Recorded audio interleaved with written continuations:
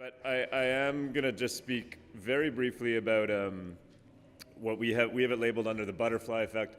Essentially, when you're on a board, it's not big things. It's not, and this is just reiterating, I think, what Eric talked about succinctly last night, was when you get on the board, you're not there to change everything and break the mold and do this massive upset, no matter how angry you are, and oftentimes we are.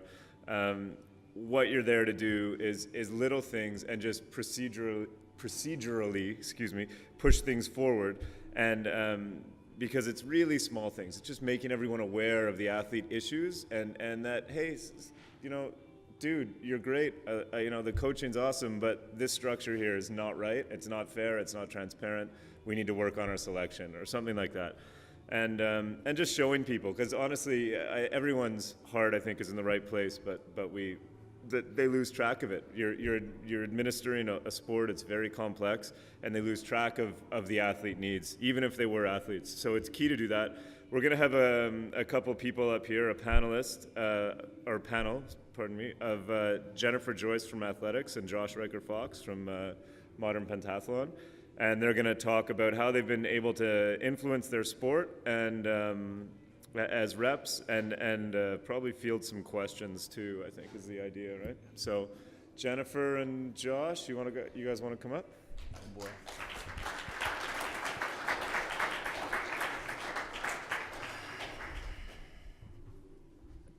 That's it. See you there. I am.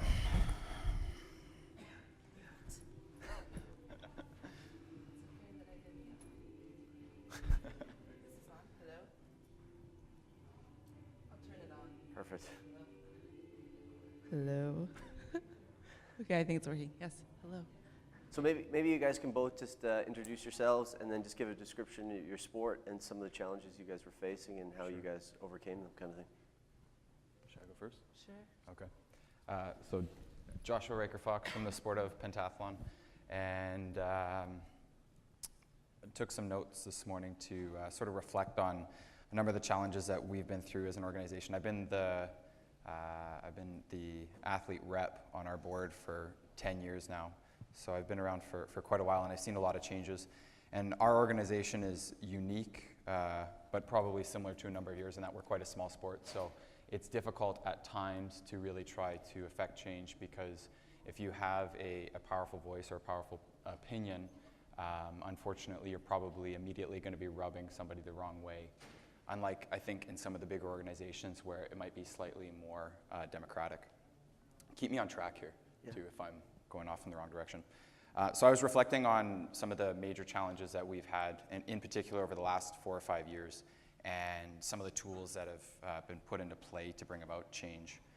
And they're all in various levels of play right now. So some, I would say, are succeeding, some, unfortunately, are not.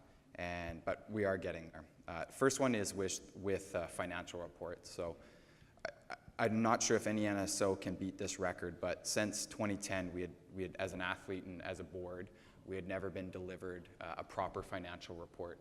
And there was this amazing ongoing story of, we're going to get it to you, we're going to get it to you, and it literally never happened for 3 years. I could not get my organization to share a financial report with us. At one point, they did attempt to deliver one, and I think they had sent it to a certain group of the board, the board members that were sort of on the outside, trying to bring about change, and it was the most flimsy Excel spreadsheet I'd ever looked at, and it was a complete joke. Unfortunately, during this time, our organization had also just come out of being involved in a program that Donations Canada had run, and I'm sure some of you are familiar with it, but it was essentially a scheme that involved running millions of dollars through NSOs and then pushing it back out to get big tax receipts. And so I suppose because of this, my NSO had very little interest in sharing financial reports with some young whippersnapper like me who just kept knocking on the door persistently saying that there's an issue here that we all need to look at. So that was issue number one. Number two is related to our bylaws. So our bylaws had not been reviewed since 2000, and they were essentially obsolete. The references within them did not reflect our organization, our organizational structure, our head office. There was nothing in there that was correct. And this played out very well for the members of the board that have been entrenched there for a long time. Because if you don't have a good structure to work around, but you're entrenched in the organization, you learn ways to sway the rest of the board and to control the flow of your board meetings. And that's exactly what was happening within our meetings and within our AGM. It was interesting because we'd literally be in board meetings, and unfortunately this is ongoing, but we're improving, and we would not know who was eligible to vote on certain issues. And so then there would be certain members of the board who were more senior who would then make essentially ad hoc decisions of, well, this group is eligible to vote on this subject. And I sat there aghast. I've been on a few boards, and in terms of good governance, it was a completely foreign concept to the more senior members of our board. For instance, we never had in-camera sessions, so our coaches, whether volunteers or otherwise, were sitting in on all of our sessions. So you could not have a transparent, open conversation in that regard. Anytime that a conversation was being carried out via email, certain members of the board would CC past members of the board or other people who could have influence on the conversation who really shouldn't have been privy to the information. And within our meetings, you could tell that most of them were scripted. So certain people were saying certain things at certain times that just came across as a little bit choreographed. So there were certain, I could just tell in a number of different facets, our organization was certainly not operating in the most genuine of standards. The third issue that we had, so that was financial reports, bylaws. The third issue that we had from the athletic level is that our national team standards were a complete farce. And they were essentially set up to cater to a small group. Fortunately, I was in that small group, but I still recognize that the standards they didn't reflect where our sport was going. And to give you one brief example, we had one blanket set of standards for all athletes. So you essentially were eligible to compete at World Championships, World Cups, Olympics if you qualified, all the way down to an open national event, and we had one set of standards for that. So you could have an athlete who's coming up through the ranks, improving. They'd probably be a good fit to go to a small international meet or go to their first Pan American Championships, but because they didn't have an equivalent of a World Cup standard, they wouldn't be allowed to compete outside the country. So these issues persisted for, in particular, the last 4 or 5 years. Do you want me to touch on some of the solutions that we found? Yeah, those are some of the issues. Now just talk about some of the solutions and how you help move them forward. You bet. So I will say that through a couple of different methods, we have been able to bring change, and we're finding more success in certain areas than others. Number one on the list for me was to become as financially literate as possible and to make sure that my allies on the board were also financially literate. The reason we were allowed to get our financial statements pushed through without anyone asking any questions, and I became more and more cognizant over time when I'd sit in a board meeting, was that they'd be presented as a flimsy spreadsheet, and I'd look around and the other board members really did not understand what they were looking at, and rather than asking questions because it made them uncomfortable, they would simply just raise their hand and pass whatever motion had just been put forward. So becoming financially literate was quite important for me, so that even as one of the younger, or essentially the youngest person in there, I was able to ask some of the more difficult questions. Number two, and I just had alluded to this, is that you need to, or I needed to develop allies, and I needed to recognize who within the board had similar or overlapping interests to me, so that I could have them champion whatever causes I thought were important.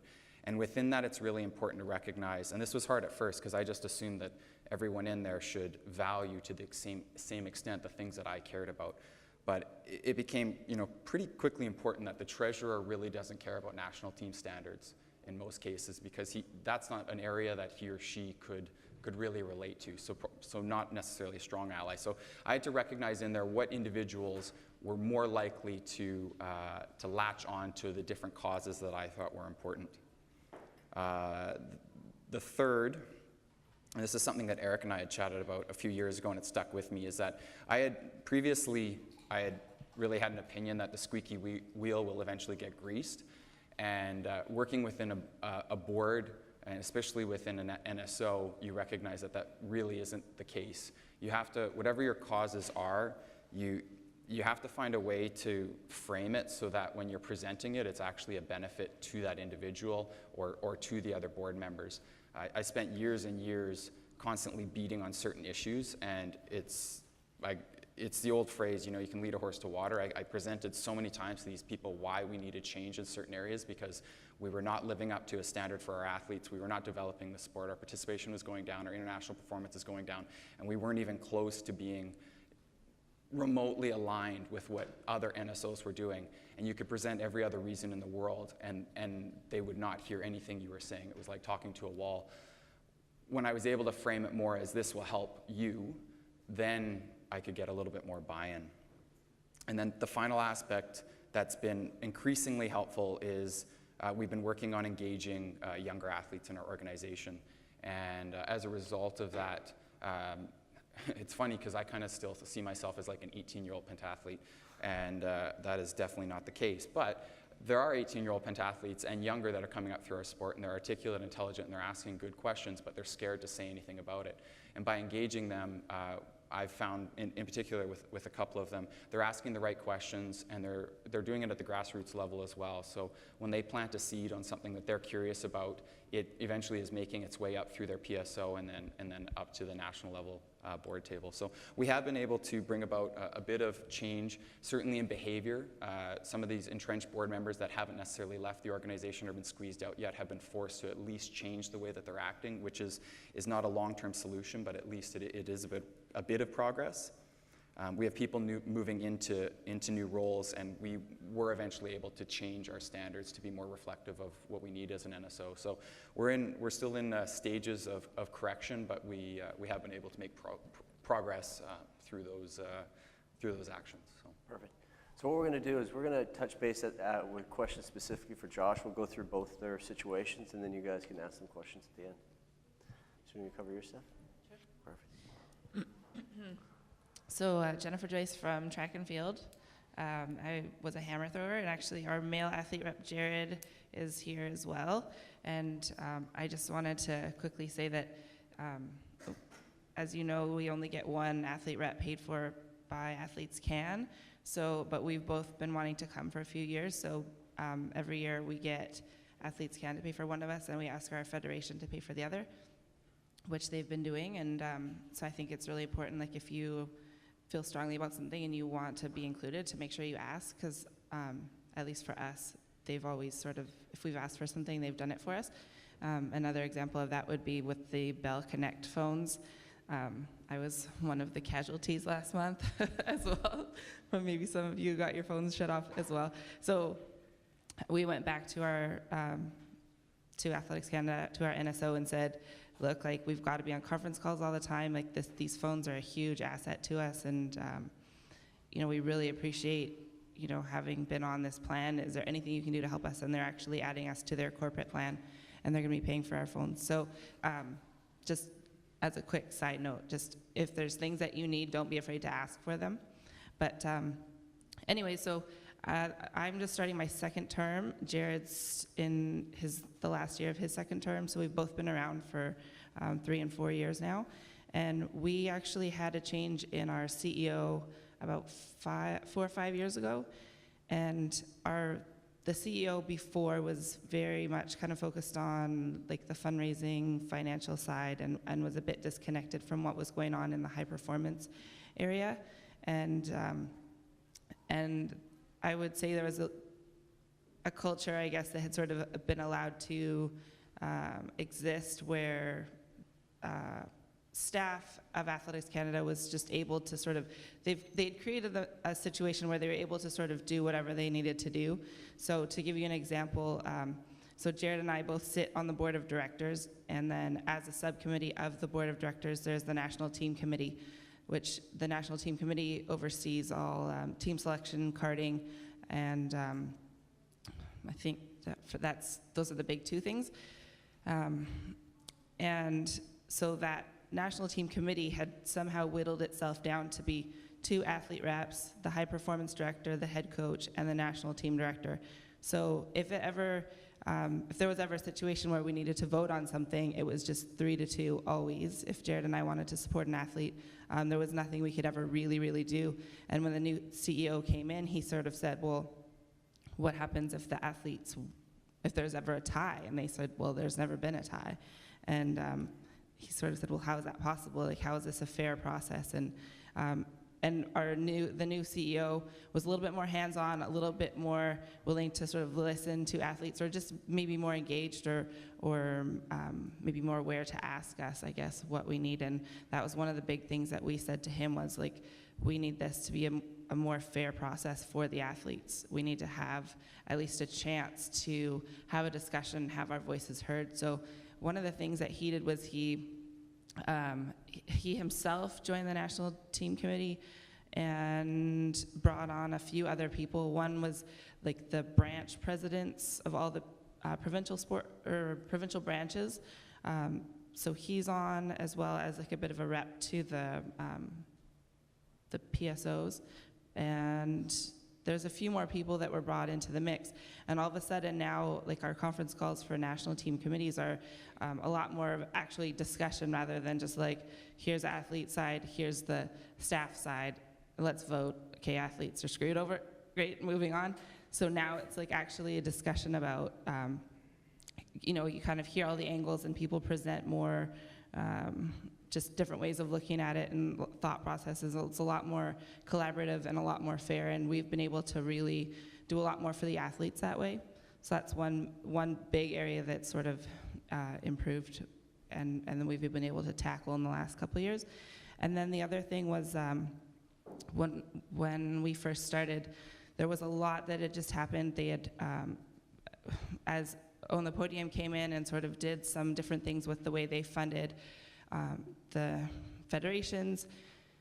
There was some different things happening with just expectations and where money needed to go and where it was allocated. And one of the things that our federation did was start to centralize training centers. And so they created like a national throw center in Kamloops where I was training. There's a sprint center in Toronto. There was a there is still a middle distance training center in Victoria. There was a sprint center in Edmonton that's no longer there. And so they started to sort of look at where pockets of athletes were and where there was successful coaches. And then they just kind of would throw money in these areas and call them training centers. And by and large, there was some success coming out of these places, but it was just kind of a really quick decision that was done. And there was some issues that still needed to be worked out. And because they were funding these national training centers, then they wanted to sort of really push athletes into moving and centralizing to these places. And so one of the things that they did was they tied like AAP or carding points or carding stipulations to, like, if you go train at this center, then you can get your carding. If you can't be at these centers, then maybe you won't get carding. And that didn't work for people that were maybe like a pole vaulter that didn't even have a place to go. There was no pole vault training center. There was no like long distance training center, only middle distance. And there was a few people that sort of were left out of this model, and it wasn't completely fair across the board. And so there was a few issues going on around that time. And so what we did was we put this big survey together, and there was enough kind of unrest, I think, within the athletes that people were really willing to take part of this survey. But we wanted to make it different than kind of like the average survey you get out that's like from Athletics Canada that you get at the end of every year, and it's just kind of the same old thing. And everyone's afraid to say what you really think because you just imagine like everyone's sitting back in the office like reading, like, I know who this person must be, and like you just don't feel like you want to share. So what Jared and I did was we created the survey and we sent it out from like our personal email accounts, went straight to the athletes. We got a list of like every national team athlete from junior to senior, track and field, cross country, indoor, road racing, like whatever it might have been. And every athlete from the last 5 or 7 years. Can't remember what it was, but it went out to almost 700 people, I think. It's quite a large survey. And we got 200 responses back, which was pretty overwhelming for us to have that much kind of feedback. But it was great because then when we got all the feedback, we could go right to our board and say, like, look, we got 200 athletes that all took the time to fill out this survey, and here are their responses. And here's kind of like overwhelming, like, we need to do something about this. Some of the things surprised us. We thought more people would be upset about certain things, and it turns out they weren't. So it was a really interesting tool for us to just kind of get those results back. But when we put it out to the athletes, one of the things we absolutely stressed was all of your personal comments would be kept anonymous. We would only share those with our CEO. He wouldn't share them with anyone else. We wouldn't share it with the board. We wouldn't share it with other athletes. Like, that was all just between. So Jared and I and our CEO are still the only 3 people that have seen all the personal responses.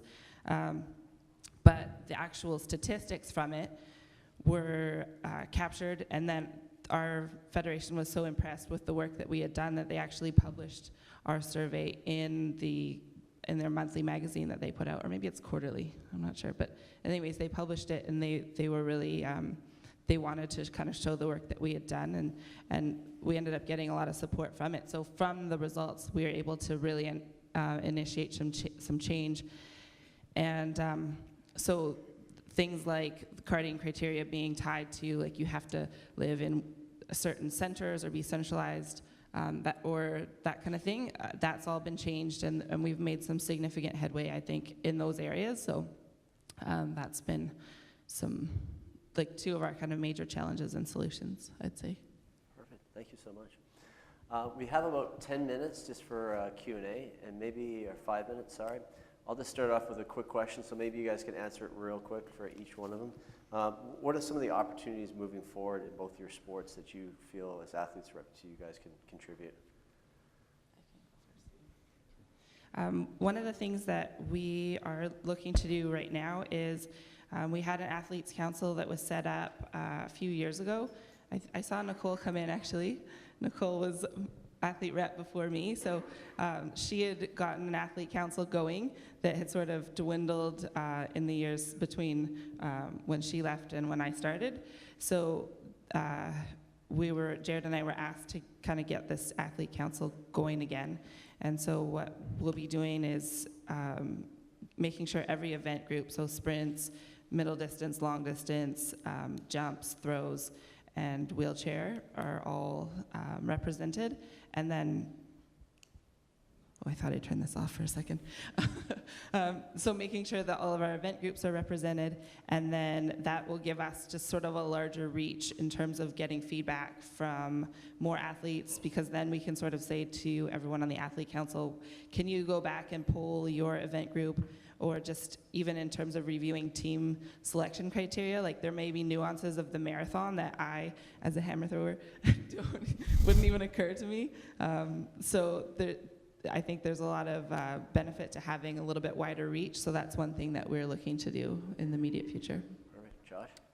2 focuses are, in the near term, are getting our athletes to be less apathetic and less complacent, but use us as a conduit for anonymous contributions to the board. So that's an immediate focus. And the other one is with the new Canadian Not-for-Profit Corporations Act coming in, to make sure that our athlete reps fit into it well in a way that we're actually able to.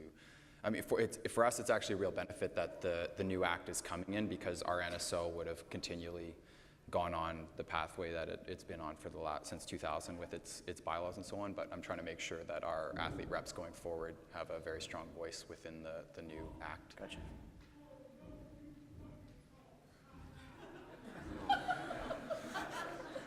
Ryan, you're going to have to speak up pretty loud here, buddy. Go ahead. Just let him speak into your lapel, buddy. Eric? Eric?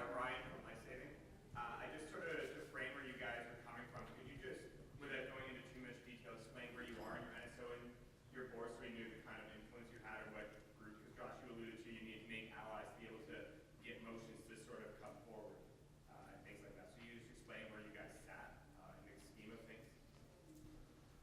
How do you mean where we sat? For instance, I sit on our NSO as a voting member. I sit beside the high performance director and the president at our meetings. Were you guys on the subcommittee just on high performance? Or I just was trying to get an idea of where you were, so your stand. Right. Did you have a vote? It sounded terribly complex. Yeah. Some of you can vote down there. Just Yeah. trying to get an idea. So we're a pretty rudimentary organization, and our bylaws are outdated. So we don't actually even have a high performance committee, and that's another area where I'll be focused on. Because what's actually happened, what's become normalized, is that essentially the tail wags the dog in our organization. So coaches are telling the NSO how we should structure things, and then the NSO puts a stamp on it. So that's something we're trying to change. In terms of aligning myself with allies, a lot of it came at the provincial level, because that's usually where there are fresh and intelligent faces coming in, and and the thing is, they're motivated, right? Because they're generally younger families with kids that are coming up into the sport, and so that in particular, that's where I've personally found a lot of help. Does that answer your question at all? Yeah, for the most part. I'll grab you at Sounds good. And so in athletics, Jared and I both sit on the board of directors, and we both each have a vote on the board. And then we are each on a few different subcommittees. Jared, you're on the finance committee. That's sort of his educational background, is in finance. And so he's on the finance committee and the national team committee. I'm on the competitions committee and the national team committee. And so the national team committee is that sort of one of our big focuses, where that's the one I was talking about earlier, where we discuss team selection criteria, carding criteria, that kind of thing. And so we each have a vote, if it comes to that as well, on the national team committee. And I'd say pretty strong voices at this point, so it's been pretty good. We have a couple questions from the floor. Josh? Come here, get close, buddy. Josh Vandervees from Bocce. Jennifer, I wanted to ask you about, to talk a little bit more about centralization. You mentioned that some of the athletes who didn't fit into the different regions or the different event centers had issues, but were there any athletes who did fit into those centers that came up against any issues? I know in the media recently with speed skating, there was an issue with an athlete's education getting in the way of centralization. So has that come up, and can you give us any insight on how to engage that? Yeah, I think, Jared, correct me if I'm wrong or if you think of anything else, but I think for the most part, a lot of the issues that we dealt with were people that were getting, like in our carding applications, they ask sort of kind of, they have a formula. It's like how your performance was, training environment, and then coaching, and like you kind of get points allocated for each thing, and then you come up with a total. And most years it takes around like between 40 and 45 points to get carding, but people were getting like up to 10 points just for living at a training center. So that would like make or break, and like 40? That's right. And that, yeah, so then, but those, yeah, so you could not have anything, like you could not have any points all across the board, performance, daily training environment, anything like that, and just move to a center and get enough points to get carded. That was part of the huge issue. So for us, like a lot of the problem was just people were getting carded that just were not deserving of it from a performance standpoint. And then there was people, actually both Jared and myself were in odd situations. I was living in Kamloops, training out of the center, but I had stopped training with the training center coach. So I was still training in the center, but without that coach. So I wasn't getting any of the points allocated to living at a center and training at a center, even though like everything except the coach, like facilities and access to certain things was the same. And then Jared was in Toronto here and wanted to train at the center, and they said the group was full and they didn't have space for him.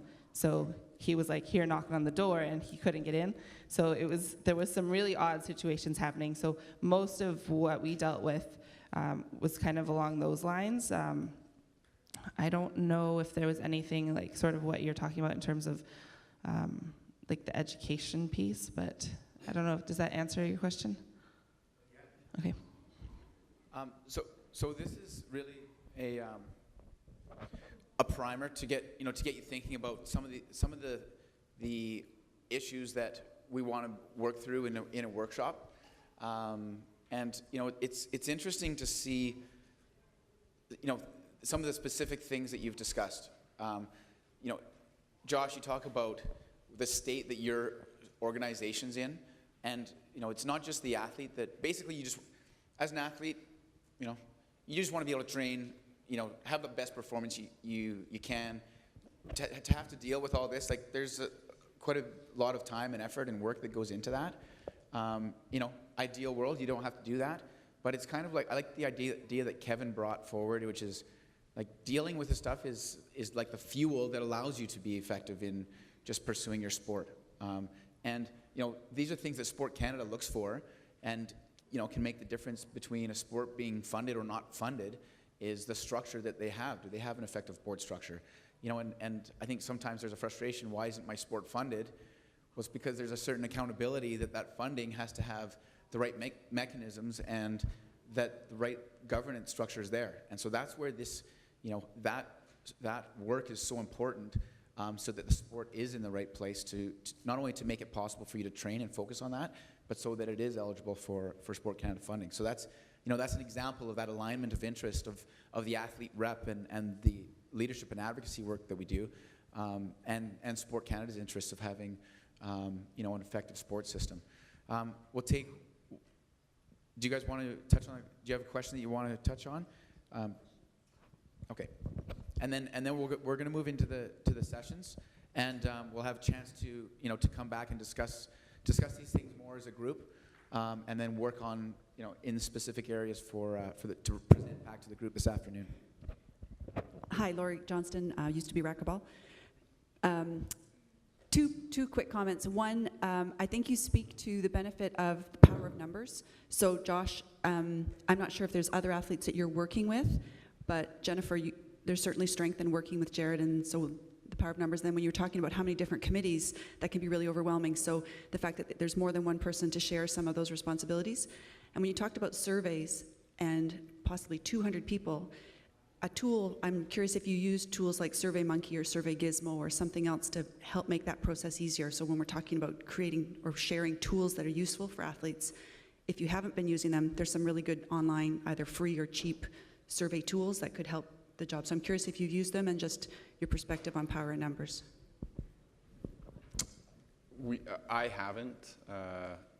We've done, most of these sort of questions have been done either one-on-one with phone calls or private emails. Because we are a smaller organization, it's just, we don't have the capacity, I don't have the capacity, and a lot of the time the more intimate details come out when I'm having a private conversation with the athlete. So in our case, it's a little bit different, or more effective that way. Yeah, so the survey that I was referring to, I used a survey, I went to a website called Fluid Surveys, and it's actually a Canadian company. I'm not sure if it's the most current or best one to be using, but it actually worked really well for what we needed to do. There was a lot of, like once you kind of created all the questions, like I had started on SurveyMonkey, and I was like kind of overwhelmed and thought, oh my gosh, this is gonna take me forever. And so I switched over to Fluid Surveys, and I found it a lot easier to actually create the survey, so it saved a lot of time. And then one night at 2 a.m. when I was trying to finish it, I accidentally deleted the entire survey and was like, oh my gosh. And it had this meltdown. And I actually ended up emailing, just like going to sort of like the help, like help me please, and just emailed their like help desk or whatever it was. And like a guy emailed me back within like 2 hours, the middle of the night, and was like, no problem, I'll restore it to like the last. I was like, oh my gosh, thank you so much. You just saved my life. You don't even know. So so it was like actually in terms of like getting help and ongoing like technical support was great as well.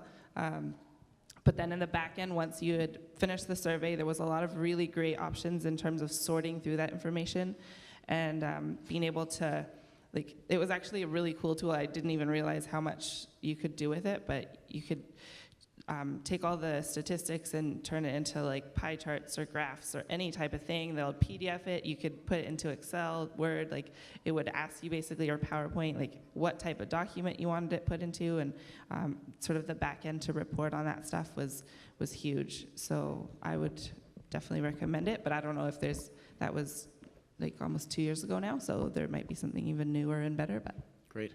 One last question, name and sport. Okay, Jeff Deutsch from Orienteering.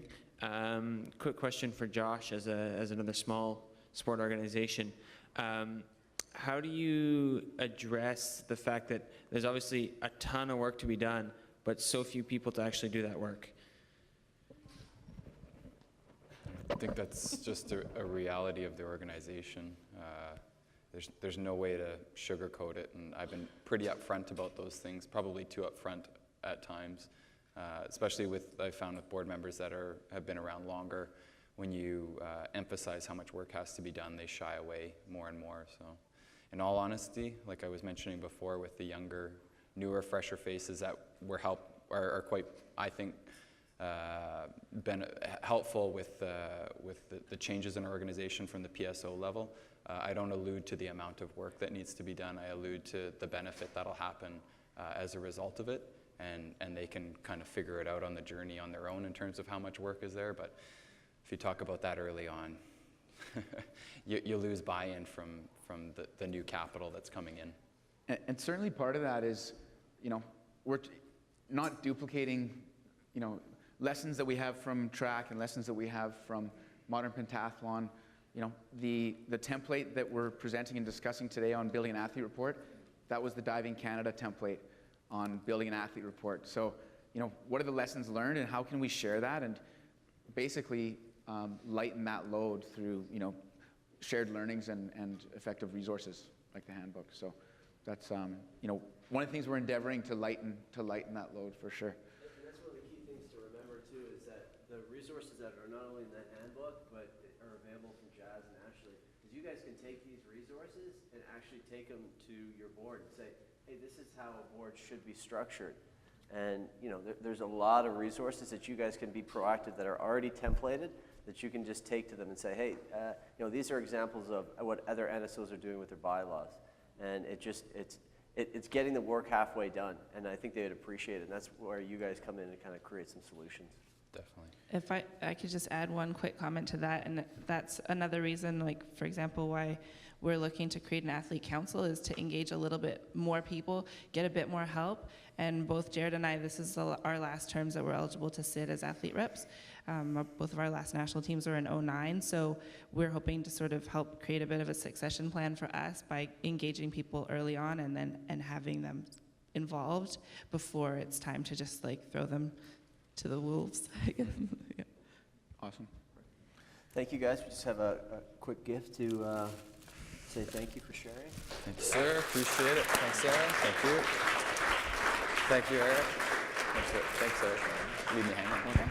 Okay. So we're going to work through. Hopefully that's helpful, and in terms of you relating to some of the things that maybe you're seeing in your sport. Maybe you're coming from a sport that is very well structured and that is effective, and you don't see any issues. Awesome. There's a lot that you can share at your table with other sports that could maybe benefit from that. So we'll take 15 minutes at the table, which is actually 12 minutes.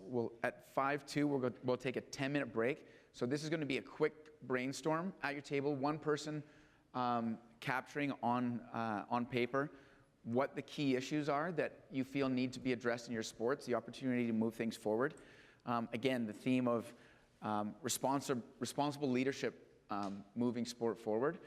And then Jazz and Ashley will take that right before lunch. We'll identify what those most common issues were, and then we'll break out into groups along those lines before lunch, and then you'll present back to the group at 4 o'clock this afternoon a game plan to address those things and to move it forward.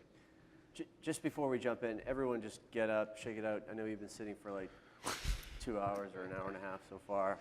Just get up, move around, and then, yeah, again, someone take responsibility at the tables to do the writing and make sure that Jazz gets them at the end. Yeah. Is that clear? Is that clear? Does anyone have any questions about